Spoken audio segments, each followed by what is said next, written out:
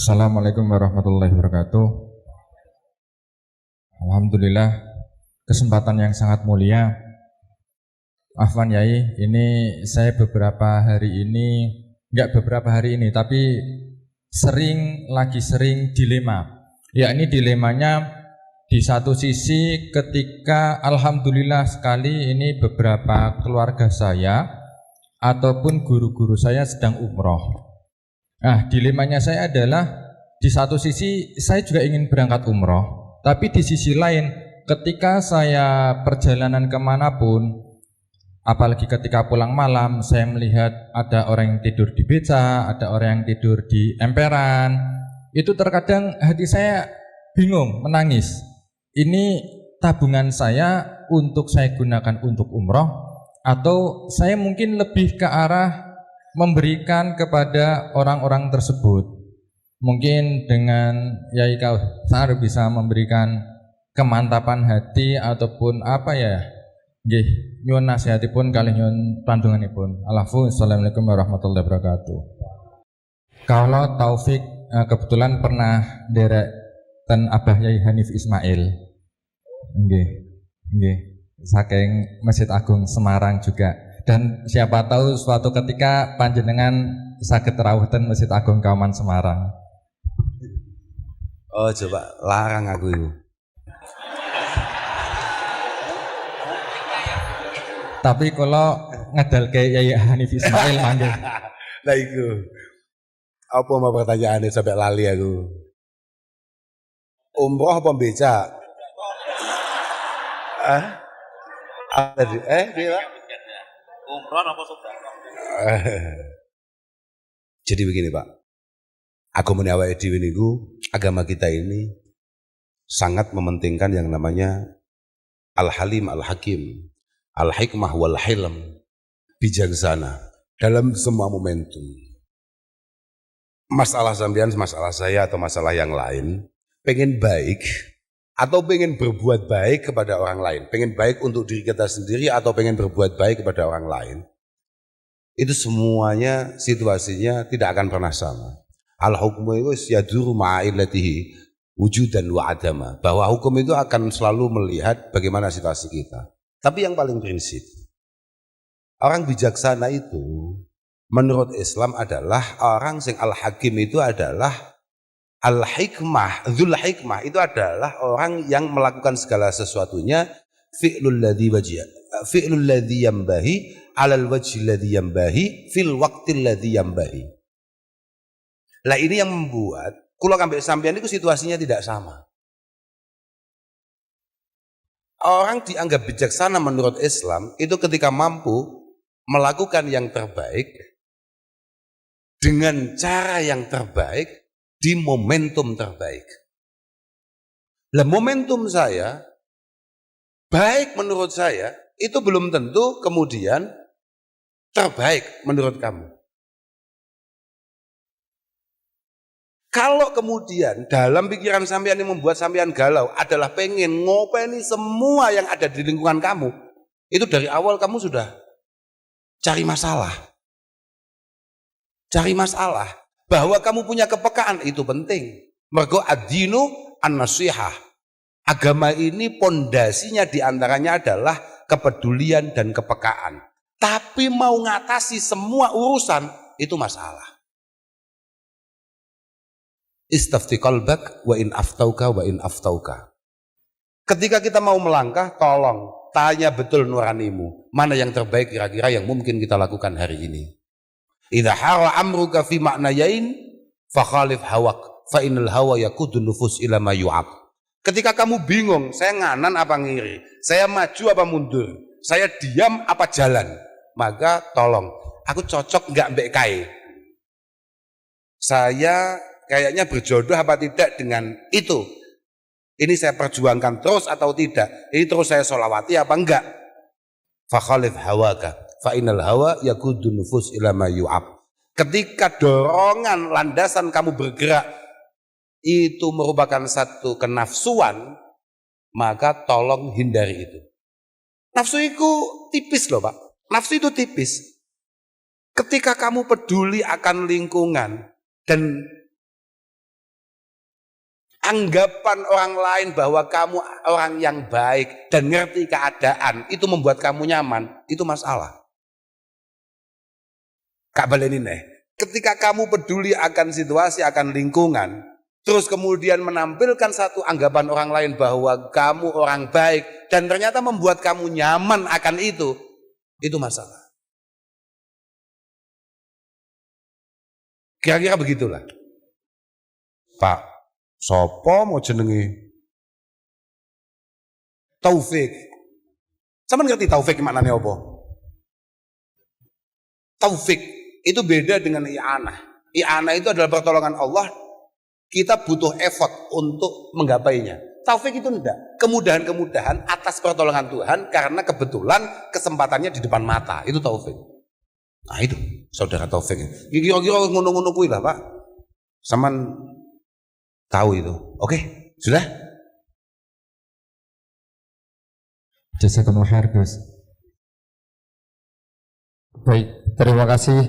Untuk selanjutnya kepada jamaah putri, kami beri kesempatan juga bisa mengajukan pertanyaan kepada Gus Kausar. Silakan bagi jamaah putri yang akan bertanya. Assalamualaikum warahmatullahi wabarakatuh. Ngapunten Gus, kula badhe tanglet kalih panjenengan. Untuk kita para santri niku kan enten waktu dalam kita menimba ilmu. Dalam kita menimba ilmu kan kita pasti menginginkan ilmu tersebut manfaat.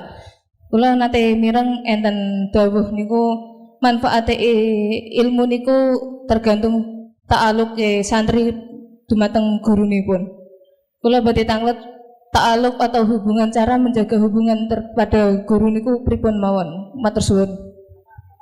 Wassalamualaikum warahmatullahi wabarakatuh.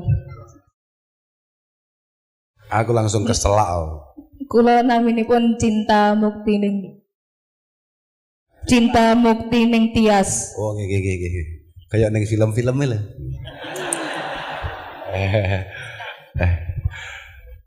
Apa yang kamu lakukan jahat itu loh. Apa mau pertanyaannya?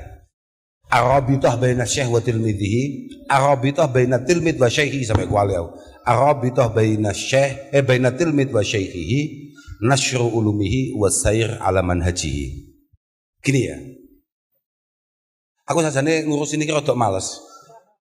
Mergo ngeten, karena akhir-akhir ini mulai orang itu mempertanyakan kenapa seorang santri itu selalu membangun hubungannya dengan guru-gurunya dan meyakini bahwa kemanfaatan atau keberkahan hidupnya itu tergantung ridho guru-gurunya. Angel ngono iku. Iku kon jelasne iku. Tapi saya hanya akan ngomong bahwa kita jadi santri itu adalah cerminan guru-guru kita.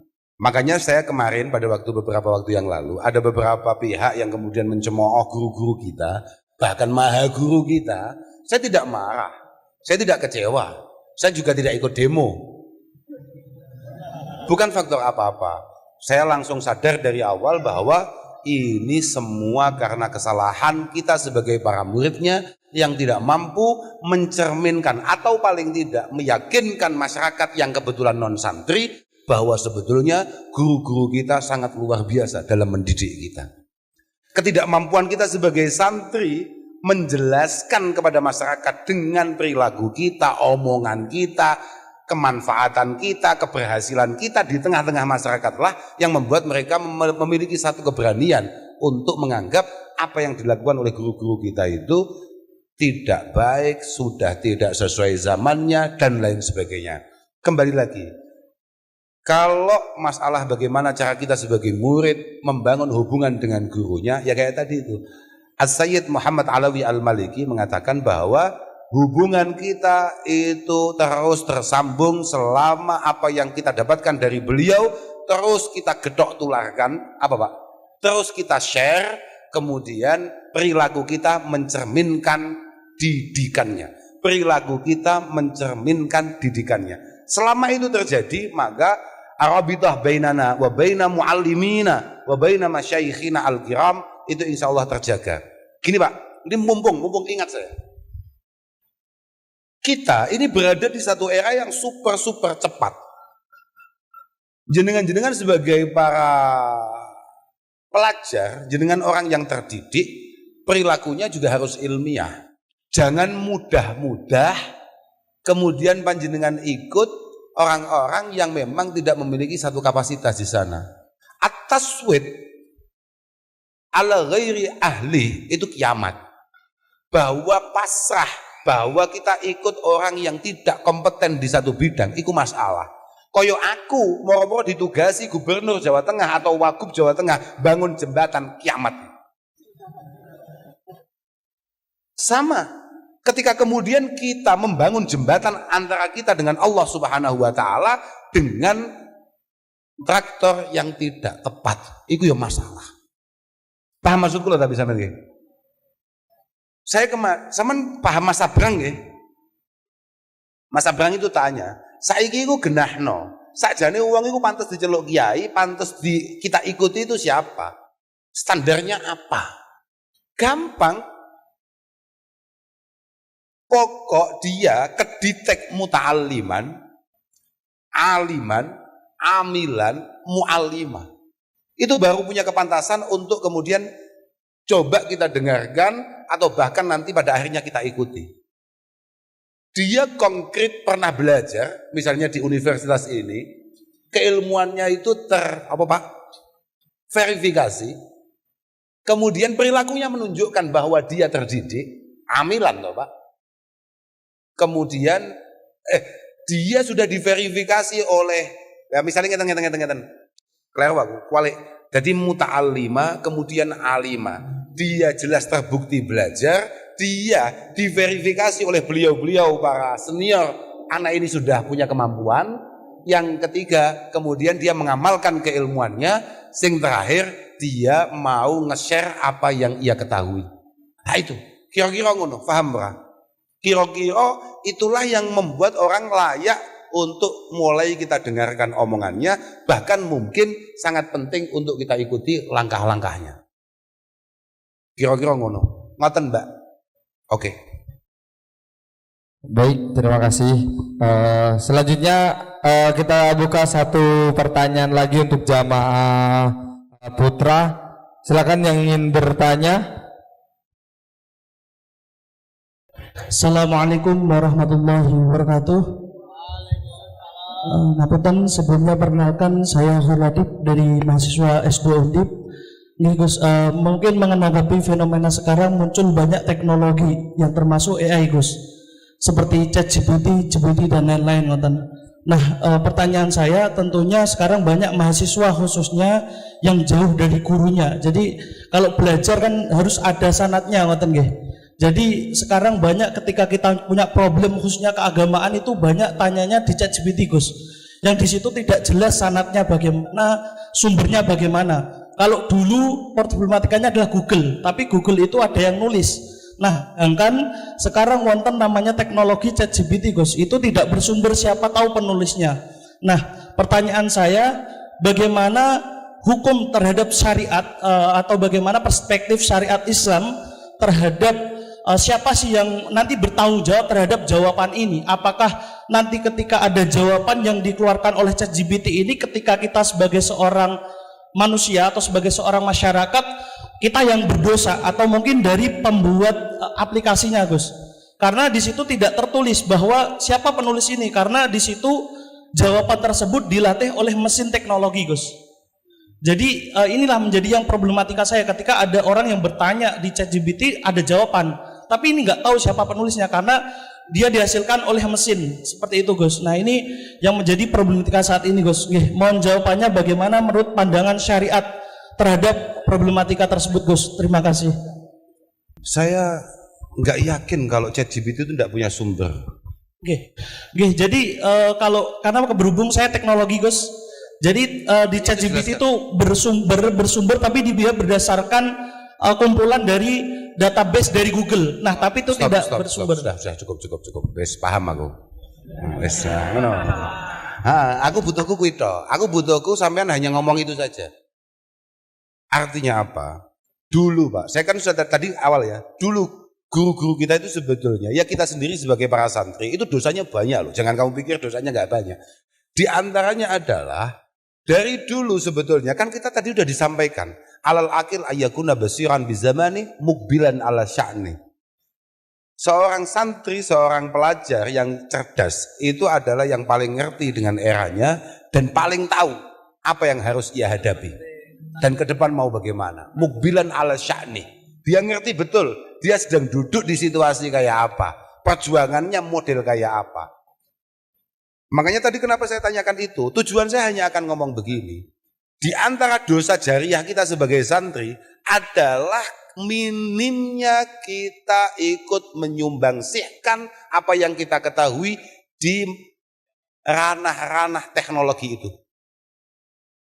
Kita ini halaman pertama, misalnya kamu tanya, kaifiyatus sholah, misalnya begitu. Kaifiyatus sholatil istisqa. Maka kitab-kitab kita itu paling di halaman 2 atau 3 bahkan. Itu yang dosa siapa? Yang salah siapa? Jadi ini bukan masalah nggak ada sumbernya, enggak. Tapi memang kita harus lawan itu dengan kemauan kita untuk bergerak. Saya sangat bersyukur panjenengan kemudian berada di bidang teknologi. Moga-moga keberadaan panjenengan adalah sebuah kemanfaatan untuk kita semua, untuk para santri dan untuk Islam. Jenengan jangan hanya kemudian, jenengan ngerti betul. Saya yakin jenengan tanya tadi sudah ngerti betul. Ini kelemahannya di mana, kurangnya di mana. Maka moga-moga ini adalah satu momentum di mana kita ini sudah tidak lumuh untuk membaca, tidak lumuh untuk menulis, juga tidak lumuh untuk mengupload. Jangan hanya ngupload selfie. Tapi apa yang kita baca, kita pelajari, itu juga kita upload supaya menjadi satu bahan ketika ada keluar modelnya kayak AI, kayak apa namanya? Kayak AI, kayak tadi itu apa? ChatGPT, kira-kira begitu Pak. Alhamdulillah, beberapa pondok-pondok pesantren cukup mulai terbuka untuk itu.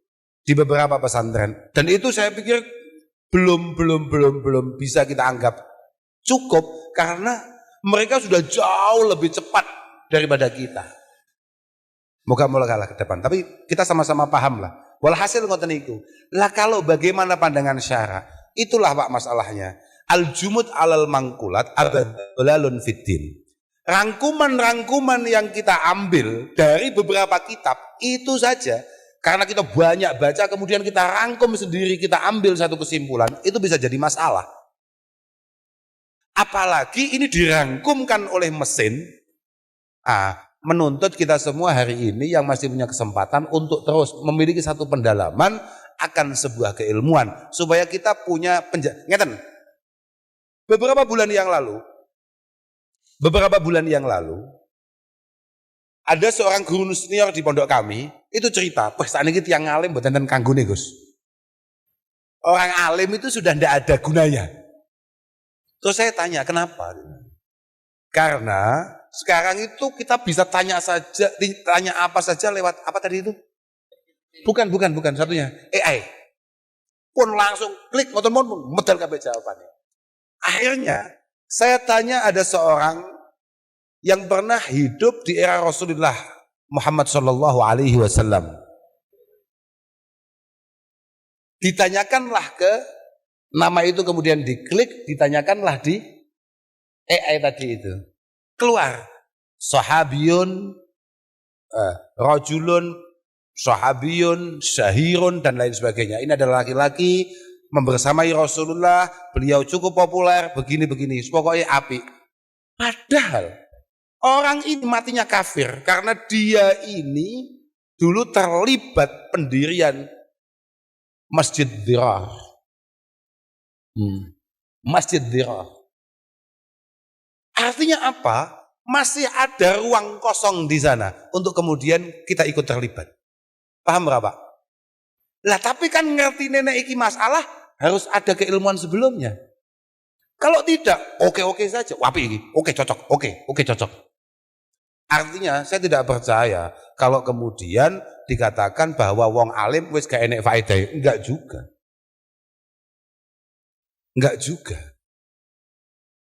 Tapi orang alim tidak boleh tutup mata bahwa kecepatan ini harus juga kita tangkap sebagai media dakwah kita. Kira-kira begitu Pak. Ngoten Pak. Mugi-mugi sampean paringi sukses. Saya menunggu karya-karya kamu di tahun-tahun ke depan.